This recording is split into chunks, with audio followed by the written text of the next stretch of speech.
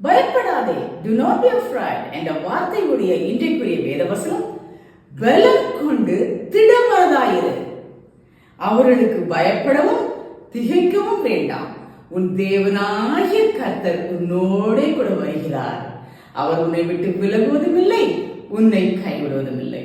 What a superb verse.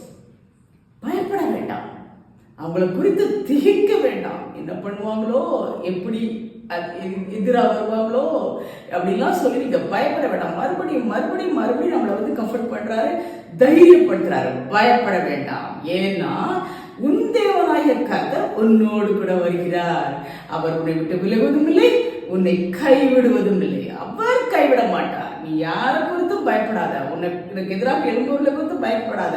Because உன்னோட கர்த்தர் உன் கூட வருகிறார், அவர் உன்னை விட்டு விலகவே மாட்டார், உன்னை கைவிடவே மாட்டார்.